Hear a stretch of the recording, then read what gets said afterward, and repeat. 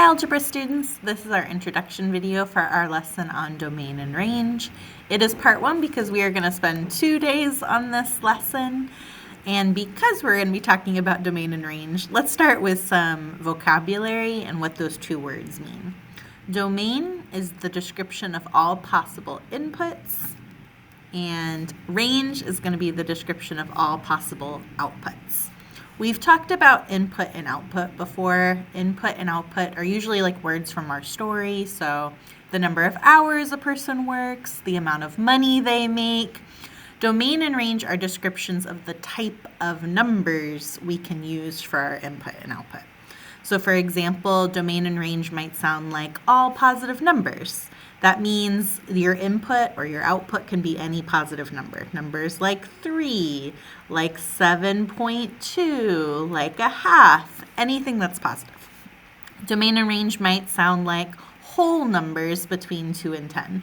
Whole numbers are those numbers you count, so that would be numbers like 2, 3, 4, 5, all the way up to 10. So domain and range might mention a minimum and a maximum. Or domain and range can sound like multiples of 5, and it's all of those numbers you get when you count by 5, like 5, 10, 15, 20. The way we describe domain and range is going to depend on the situation and story we're looking at. The focus of this first lesson is going to be on finding domain and range if I give you a story.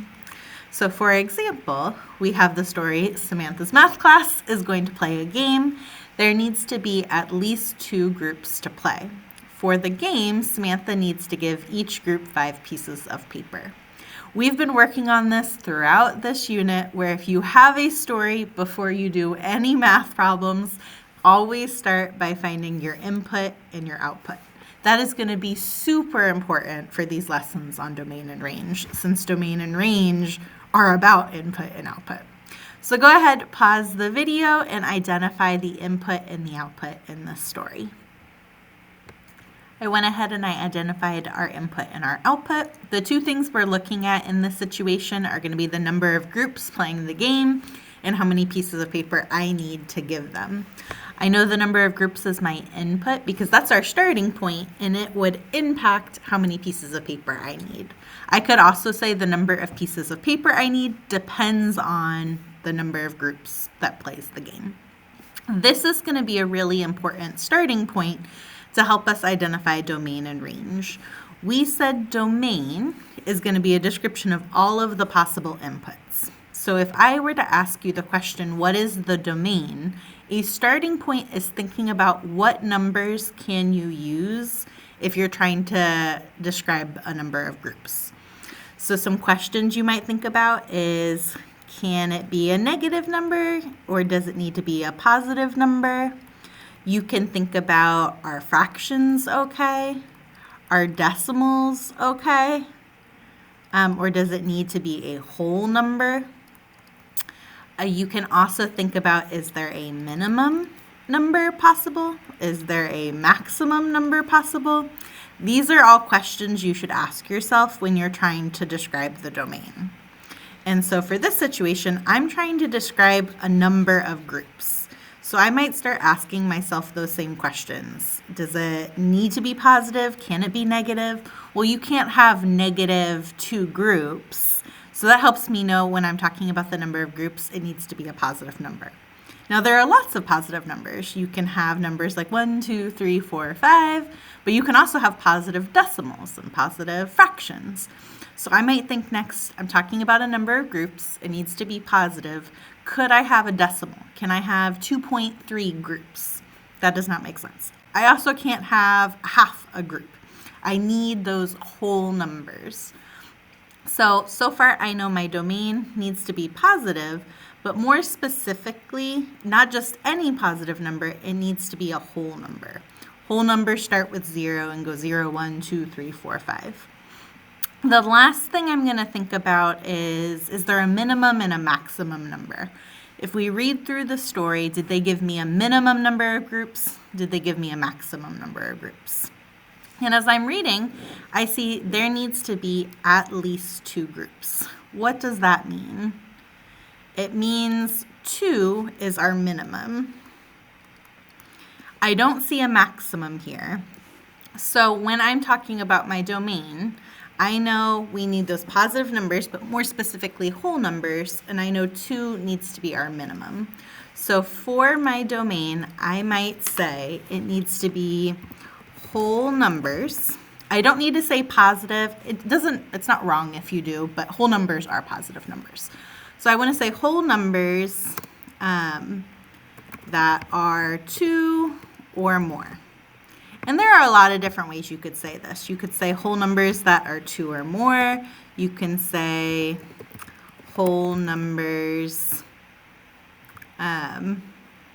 starting with 2. I've had some people say whole numbers and then start to list them, 2, 3, 4, like this.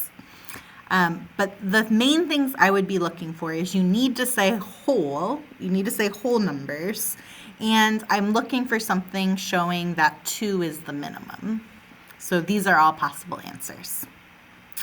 For our range, we're going to do the same thing, but with the number of pieces of paper. So I'm going to have you try this one. Pause the video and think about what type of numbers we could use for our number of pieces of paper.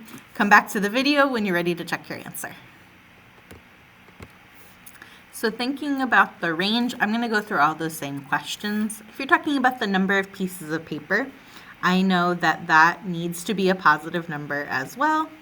We're going to see that for a lot of our stories, but there are situations where you can have negative numbers, like temperature or like a bank account, you can get into the negatives. So lots of times it's positive numbers, but not always. But here for pieces of paper, it's positive. And I pulled out this information. She needs to give each group 5 pieces of paper. So for example, she's not going to need an answer like 7 or half a piece of paper because each group gets 5 pieces.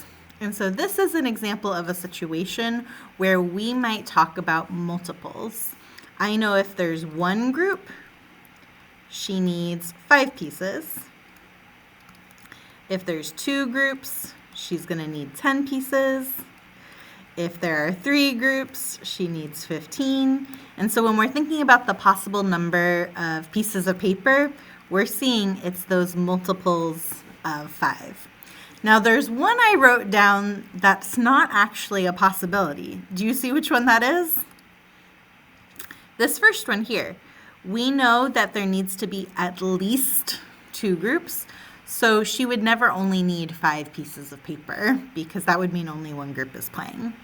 So from this, we have enough information to write our range. We could say our range is going to be multiples of 5. That's because we would never need any of those numbers in between 5, 10, 15, only multiples of 5. But then I'm going to say starting with 10. Starting with 10 because that is our minimum number of groups. You could say it like that, or you could say multiples of 5, and then give the example same way over here. So multiples of 5, 10, 15, 20, 25, etc. Those are both good answers for this. I hope this video is helpful, and thanks so much for watching.